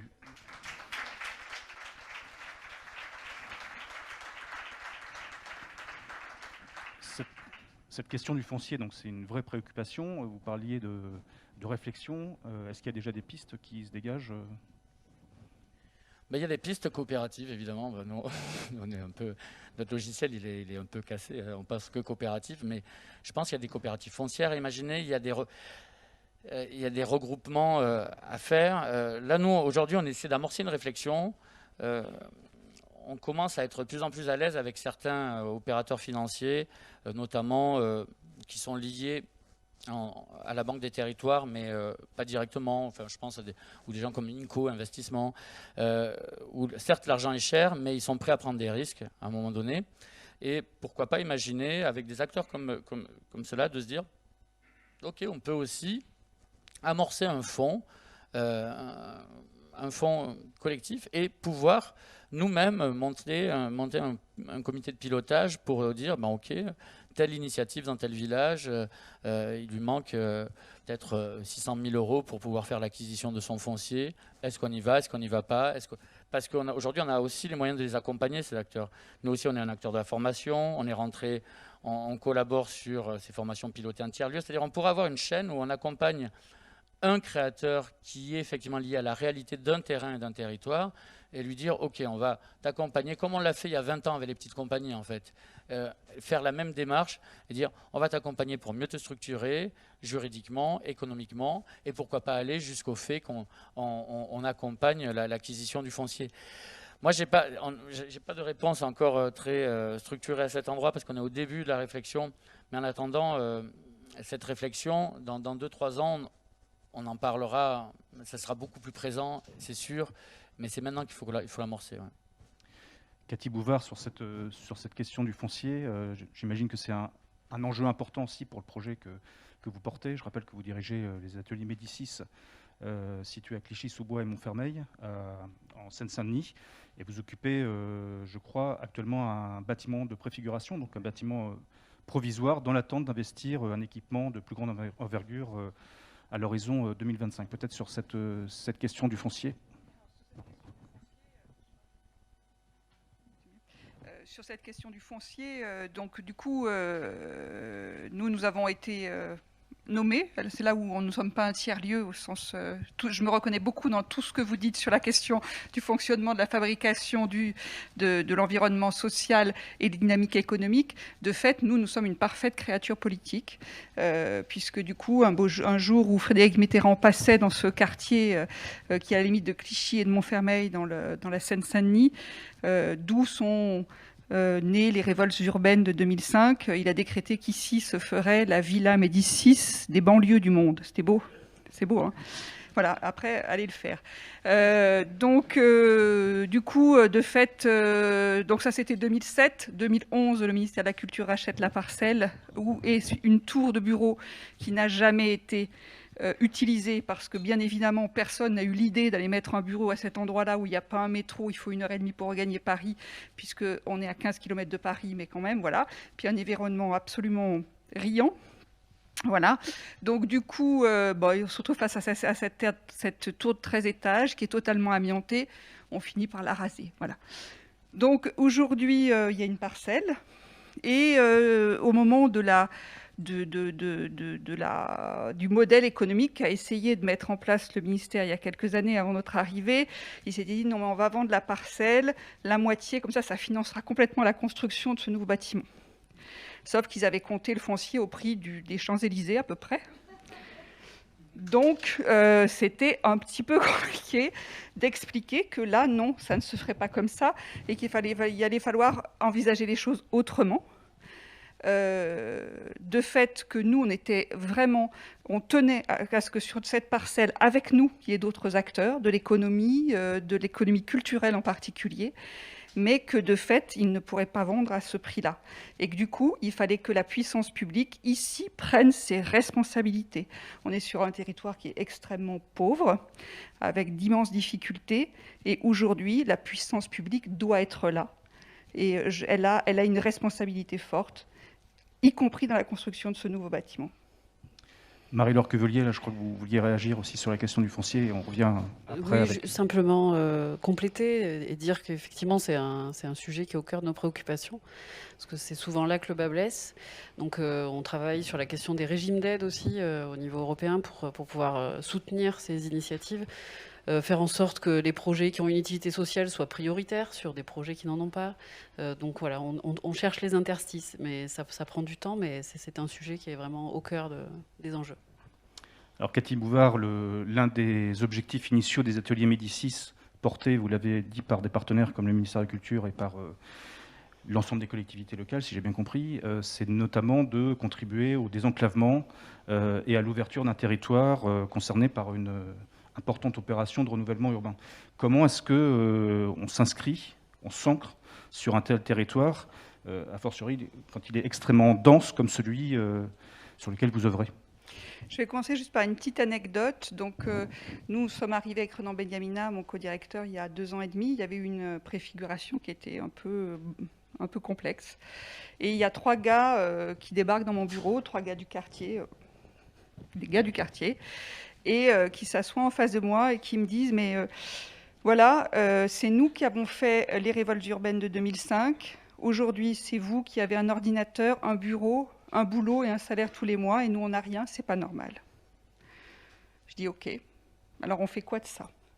Et c'est à partir de ça qu'on essaye de réinventer un modèle qui soit à partir de ce pourquoi on est là, c'est-à-dire la question de la culture, de la construction, du partage du langage artistique, et aussi d'un ancrage territorial. C'est-à-dire qu'aussi, c'est prendre en compte cet enclavement de ce territoire, c'est prendre en compte la complexité économique, le besoin de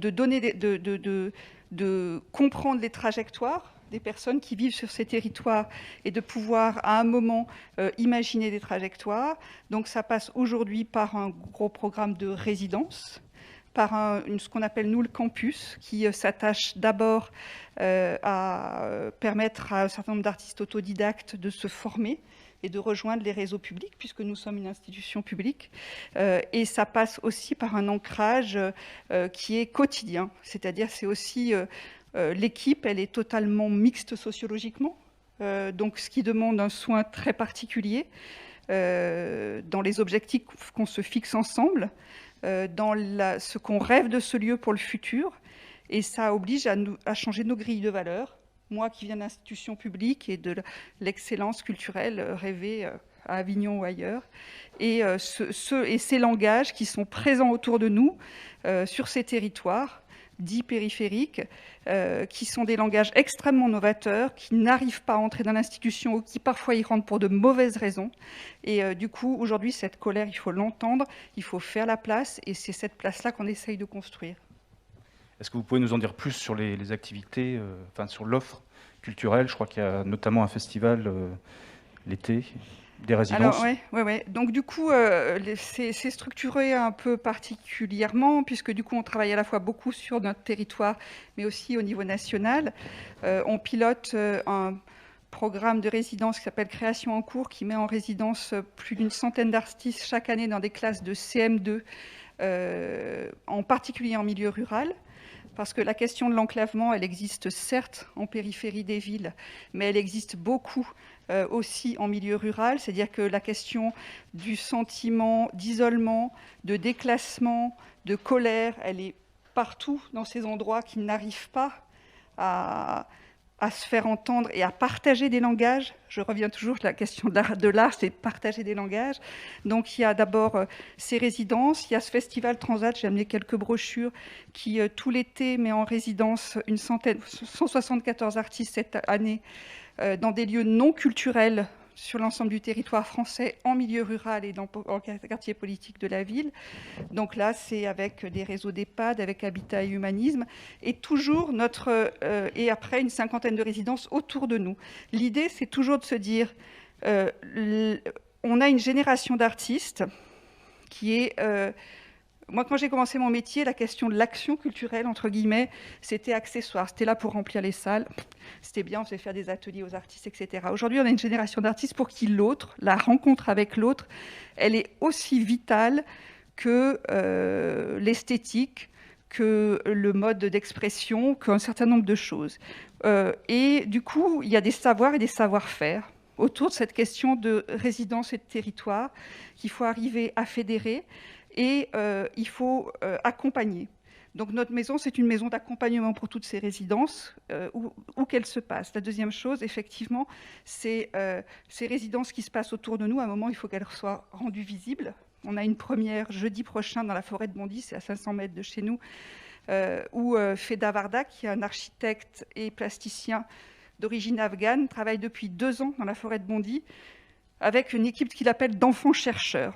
Et ces enfants chercheurs, c'est des enfants qui sont allés le voir, du quartier, etc. Et avec qui il a travaillé sur cette question de la violence de la forêt qui recule, là où on est, de ces habitats, de ces rénovations urbaines. Et comme le dit Feda, nous sommes le symptôme même de cette rénovation urbaine et aussi ce symptôme violent de cette rénovation urbaine.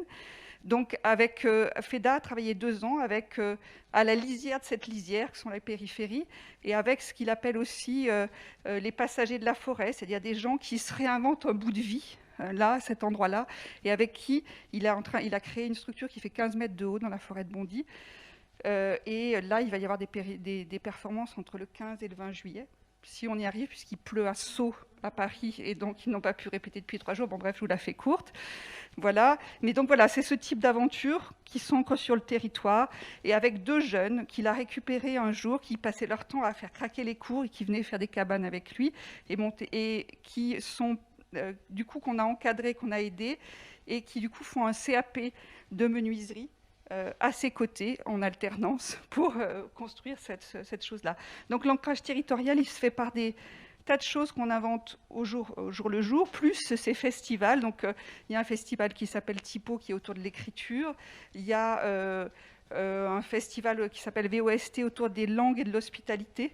donc qui est au mois d'avril, et puis le festival d'été, donc qui est constitué à la fois effectivement d'aboutissements, d'aventures artistiques qui peuvent être du spectacle, mais pas que, qui passe aussi par exemple, on a eu une soirée absolument magnifique la semaine dernière avec l'école Courtrajmé, qui est l'école de l'Adjli, qu'on a aidé à se structurer, qui a été d'abord dans nos locaux et puis maintenant qu'on épaule à 200 mètres de chez nous, et en aidant un certain nombre de jeunes artistes à continuer à nos côtés.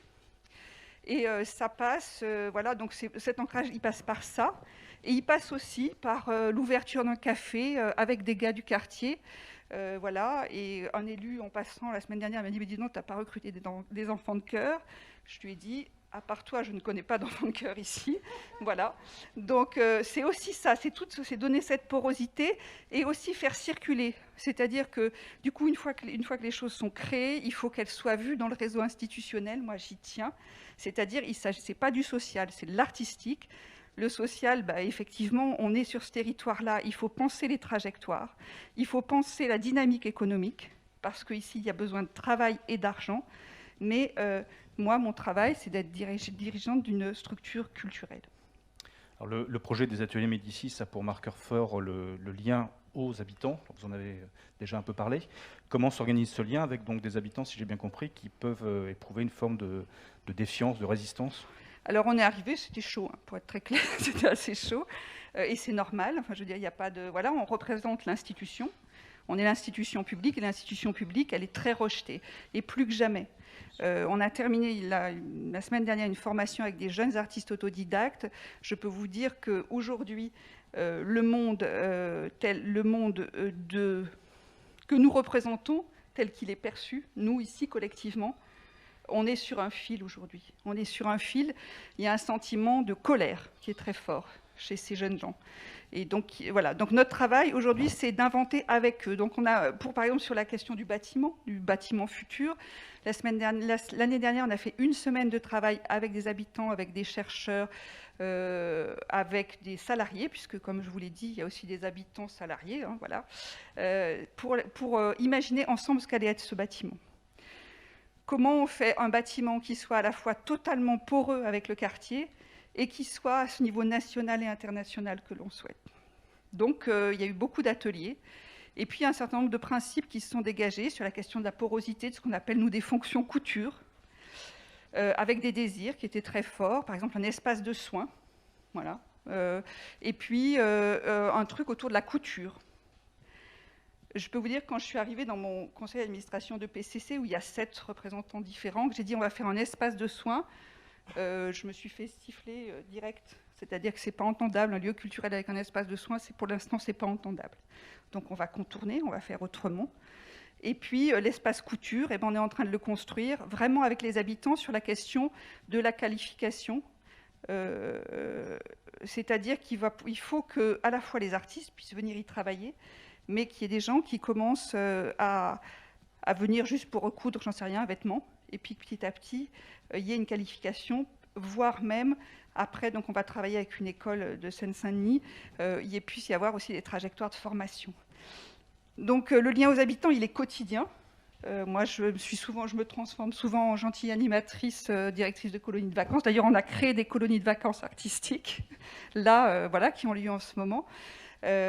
Donc il faut avoir cette sorte on est là, enfin je veux dire on est là, ce lieu il faut qu'il soit le plus ouvert possible, et c'est pas c'est une réalité, et il faut accepter cette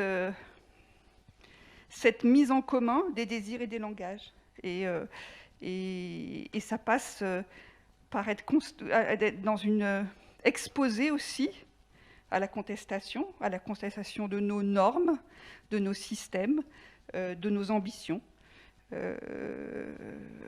C'est parfois un peu fatigant et en même temps c'est absolument passionnant, et je pense qu'aujourd'hui c'est clé. C'est-à-dire que quand j'entendais Vincent parler de la question de l'évolution de l'institution culturelle, moi je crois, je suis une sorte de passionnariat de la fonction publique, mais je crois qu'aujourd'hui l'institution doit se révolutionner. Aujourd'hui, effectivement, telle qu'elle est aujourd'hui, elle ne pourra pas aller très loin, mais qu'il faut transformer de l'intérieur.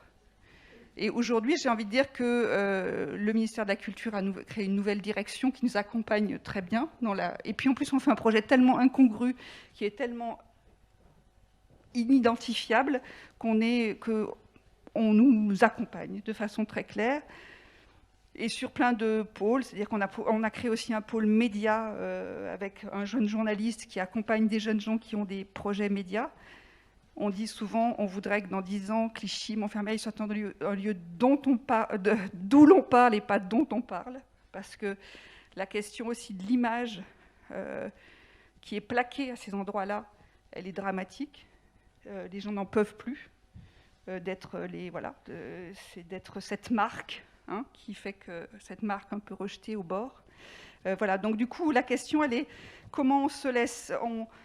Comment on crée une institution dans la porosité et dans le lien au centre et dans des allers-retours avec le centre. C'est-à-dire aussi, c'est aussi créer des réseaux, c'est créer des réseaux avec les lieux les plus institutionnels possibles aussi pour amener à tracer des chemins un peu particuliers. Mais c'est très expérimental. Hein. Je ne sais pas, peut-être que je vous dis ça aujourd'hui, peut-être dans 2 ans, je dirai autre chose.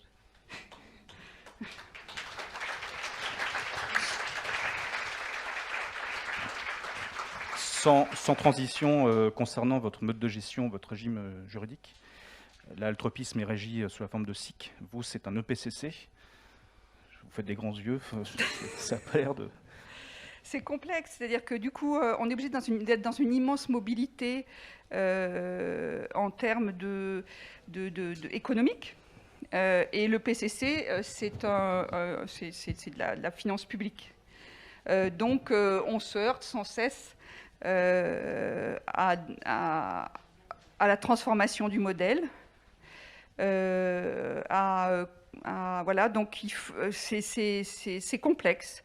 C'est complexe aussi parce qu'on est cet objet politique avec on incarne 7 instances politiques différentes qui ont chacun des désirs, voilà, la politique culturelle, qui veulent afficher une politique culturelle chacun, et que du coup...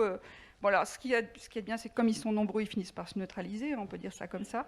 Mais parfois, le temps qu'on passe, pour être pudique, à dialoguer avec le politique, on se dit que cette énergie, elle serait tellement mieux utilisée sur le terrain, à répondre à cette colère qu'on sent sourde et à inventer des choses nouvelles et à travailler avec tous nos amis, quels qu'ils soient, qui sont dans cette même dynamique voilà, artistique et sociale.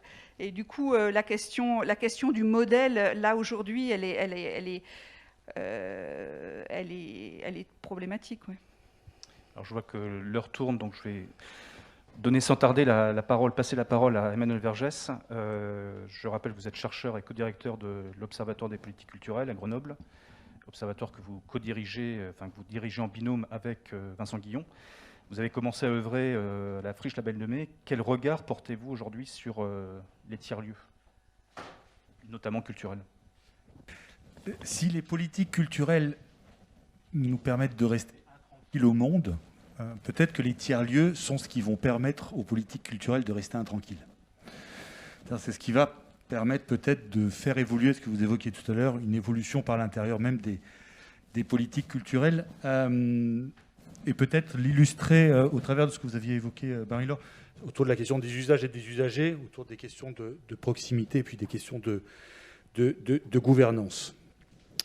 Quand on se balade en Belgique, et qu'on découvre les centres culturels belges, et qu'on découvre comment ces centres culturels-là sont construits, par un dispositif qui est un décret, le décret des centres culturels belges, qui entre autres est très initié et écrit par un philosophe qui s'appelle Luc Carton, on s'aperçoit qu'un centre culturel belge n'est pas une définition de caractéristique, mais une boucle procédurale qui exprime à un moment donné, comme un code source informatique, en fait, un programme, le développement d'un lieu sur un territoire, et procède toujours de la même manière quasiment, d'une analyse partagée, d'une place des usagers dans le développement d'un lieu culturel, de définition d'objets et de problématiques culturelles, qui vont faire que d'une certaine manière, à la différence d'un label, un centre culturel belge va s'insérer, s'intégrer au cœur même de son territoire et de ses problématiques.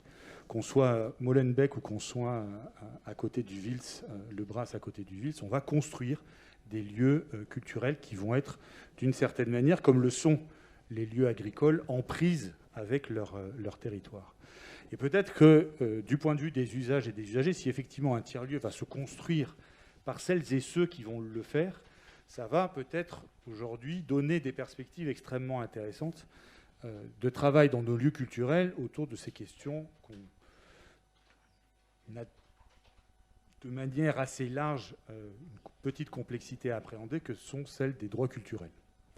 C'est-à-dire celles qui vont à un moment donné faire en sorte qu'il y aura toujours un pied pour danser, il y aura toujours une main pour dessiner, et que vraisemblablement la question des arts et de la culture est moins une chose professionnelle qu'une véritable pratique qui s'utilise et qui est vraiment une problématique liée aux usages et aux usagers.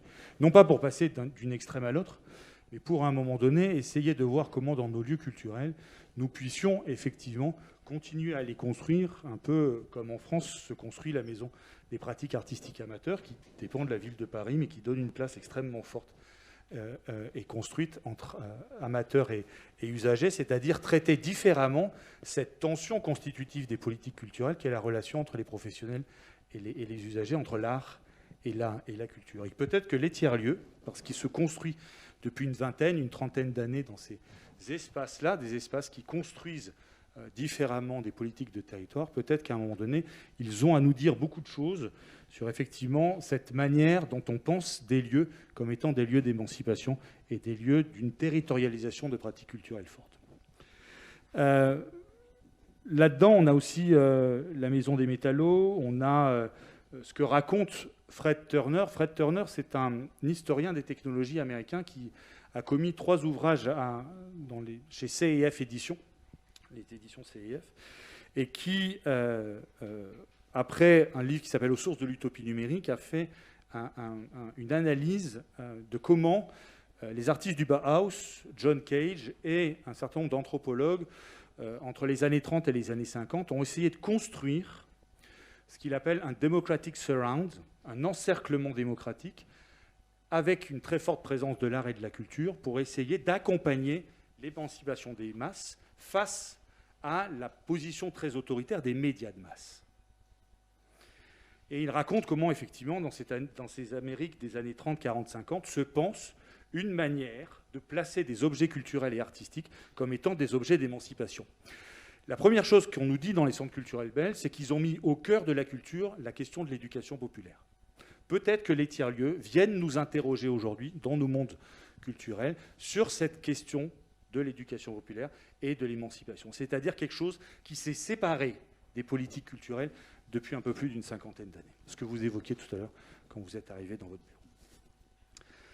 La deuxième chose, quand vous évoquiez tout à l'heure la question de la proximité, Marie-Laure, est la manière dont on va continuer à territorialiser de la culture. Tout à l'heure, peut-être le premier point va raconter des choses autour des démocraties culturelles. Là, on va aborder des choses autour des problématiques de démocratisation culturelle et de la manière dont on va ancrer la culture sur un territoire.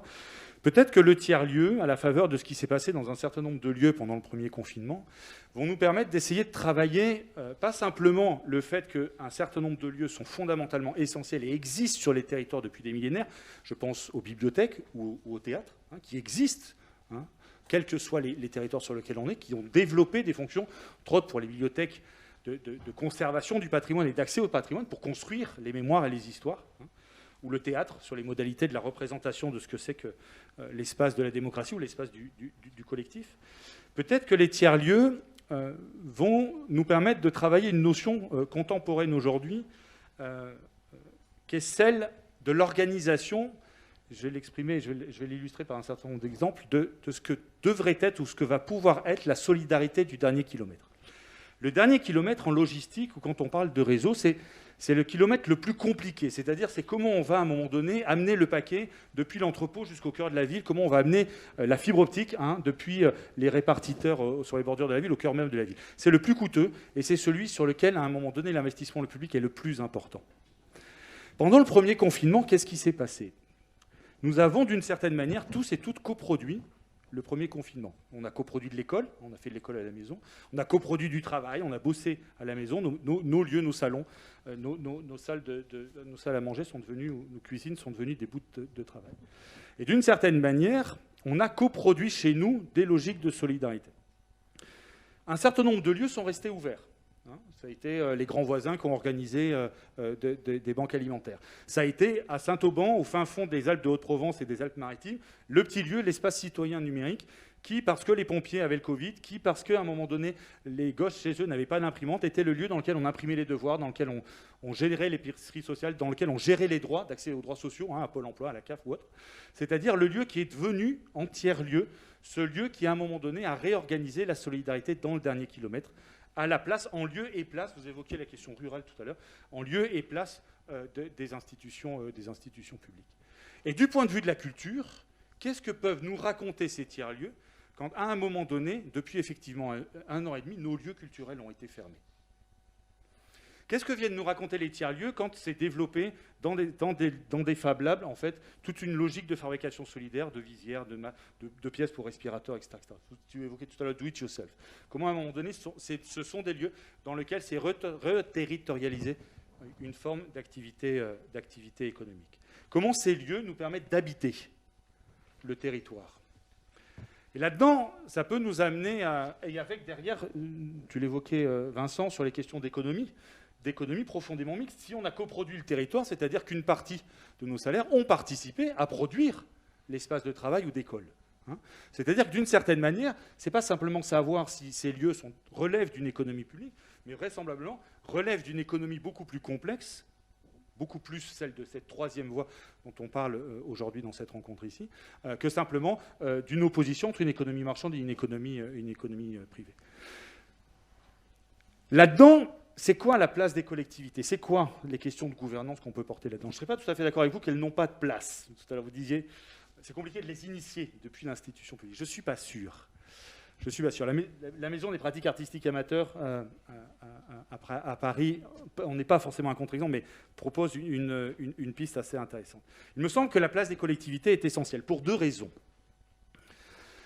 La première, c'est que nous sommes face à des changements pour lesquels nous sommes tous et toutes concernés par ces transformations. Pas un seul acteur n'a la solution. La solution n'est pas chez Netflix, n'est pas chez Google, n'est pas chez Facebook, n'est pas dans l'État français, n'est pas dans une question politique ou éducative ou culturelle. Vraisemblablement, les réponses sont beaucoup plus composites. Vous évoquez tout à l'heure beaucoup de fois le terme coopération. Vraisemblablement, nous avons besoin d'apprendre à travailler différemment. Et vous avez employé le terme de facilitation. Vraisemblablement, les institutions, pour organiser la solidarité du dernier kilomètre, celle qu'entre autres la loi 3D va nous obliger à développer de plus en plus, va devoir d'une certaine manière faciliter l'organisation des acteurs sur un territoire, pour effectivement trouver comment on coopère sur un territoire. Et peut-être là-dedans, comment ne pas territorialiser des fonctions? Quand on vous pose la question c'est quoi un tiers-lieu, vous ne dites pas c'est ça, ça, ça, ça, ça et ça, mais vraisemblablement, effectivement, territorialiser des principes. Des principes d'ouverture, des principes de partage, des principes d'évolution, d'une certaine manière. C'est-à-dire penser les politiques publiques comme vraisemblablement des ingénieries de développement de politiques publiques. Une transformation un peu majeure. Vous dites, la nouvelle direction du ministère, alors c'est intéressant, c'est la direction des territoires, de la transmission, et de pas mal d'autres choses, de la participation, etc., etc. Comment est-ce que les politiques publiques vont devenir des politiques d'ingénierie? Et puis, la deuxième chose que les institutions, de mon point de vue, ont comme responsabilité aujourd'hui dans le développement des tiers-lieux, c'est la question que vous évoquez autour du foncier. Autour du foncier, il y a alors une des réponses, la friche Belle de Mai, c'est un bail emphytéotique de 45 ans, ce qui permet de lever des fonds. Ce qui permet qu'effectivement, quand 2013 arrive, à un moment donné, s'investissent 23 millions d'euros pour développer le site et les 20 000 mètres carrés qui manquaient au développement du site. Mais pour autant, si on vient sur la notion des tiers-lieux, moi, ce qui m'intéresse, c'est le terme de tiers. Vous l'avez éliminé tout à l'heure, Vincent. Vous avez dit que c'est un lieu culturel. Il y a la question du tiers. La question du tiers, elle est très intéressante. On connaissait le tiers-État, au moment de la Révolution française. Gilles Clément, vous voyez, ce jardinier planétaire, parlait du tiers-paysage. Vous parliez d'interstices tout à l'heure, qui viennent, à un moment donné, raconter les délaissés urbains. Comment on vient développer, comment se développe la vie dans des espaces non prévus. Le ministère de la Culture et les mondes de la culture ont beaucoup fait de labels. Alors, il y a eu les maisons de la culture. Avant, il y avait les salles des fêtes. Puis les maisons de la culture. Puis après, on a fabriqué des scènes nationales. On a quitté les maisons de la culture, maisons habitées, scènes nationales, comme ça. On a pensé au début des années 2000 les nouveaux territoires de l'art. C'était pour les friches. Et maintenant, les fabriques de territoires.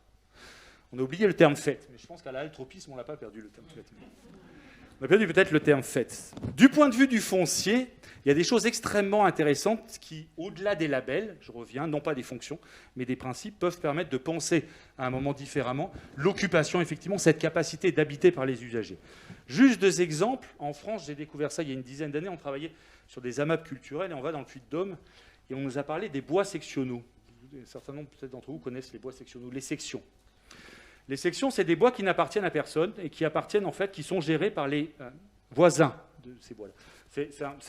Excusez-moi le terme familier, c'est parce qu'un maire me l'a dit comme ça. Il m'a dit c'est un profond emmerdement pour les maires, parce qu'à un moment donné, quelque chose qui n'est géré par personne, ça nous emmerde. Et c'est l'ONF qui récupère beaucoup de ces choses-là. Et puis, je suis allé avec l'Observatoire il y a quelques années de l'autre côté du monde, en Nouvelle-Calédonie. Et en Nouvelle-Calédonie, on a une problématique culturelle qui est la question des terres coutumières, qui ont beaucoup été récupérées par les colonisateurs, par les Français métropolitains. Et depuis les accords de Matignon et de Nouméa, s'est mis en place une institution qui permet de récupérer par les différentes tribus les terres coutumières. Et il y a un statut. Alors, la Nouvelle-Calédonie, pour autant, pour l'instant, est un territoire français, hein, soumis à la même constitution que nous. Et dans la constitution française, il y a une petite pirouette juridique qui est extrêmement intéressante, qui s'appelle un GDPL. C'est un groupement de droits particuliers locaux qui permet qu'en Nouvelle-Calédonie, la terre soit gérée par personne. C'est-à-dire que la terre puisse avoir un statut juridique géré par aucun propriétaire.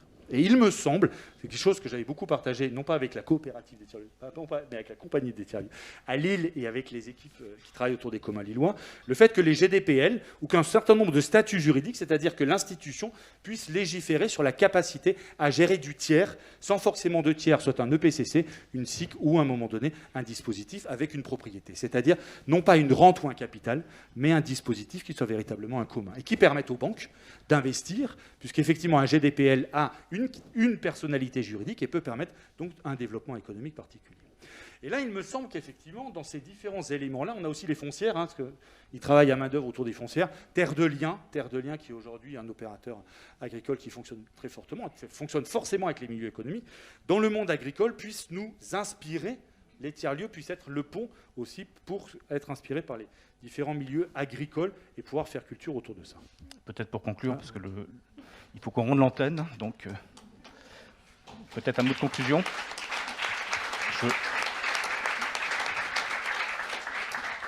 Peut-être quelques mots, juste pour conclure. Vous l'avez lancé tous les autres sur une vraie je vous sens lancé, donc allez-y. Non, simplement. Il nous reste 2 minutes. Vous disiez tout à l'heure, Marie-Laure, faire tiers-lieu. Vous avez rebondi sur cette question de faire tiers-lieu. Dans vos propos tout à l'heure, on évoquait aussi, on entendait la question de faire culture aussi sur un territoire. Aujourd'hui, il y a pas mal d'anthropologues et de personnes qui travaillent sur la notion du faire, F-A-I-R-E, cet âge du faire, et qu'effectivement, vraisemblablement, ce qui me paraît moins important dans les tiers-lieux aujourd'hui, c'est non pas savoir si oui ou non un lieu culturel est un tiers-lieu ou pas, une multitude de lieux le sont, mais est-ce que c'est effectivement dans le lieu dans lequel se font des usages, des territoires et d'une certaine manière des politiques publiques au sens large du terme. Voilà, merci à vous quatre, je pense qu'on peut les applaudir. Bon.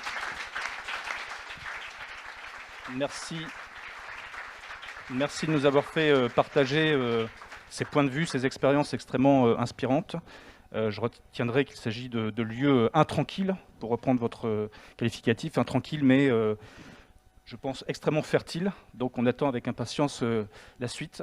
Merci à tous, merci à ceux qui nous ont suivis à distance et bonne continuation sur les ateliers.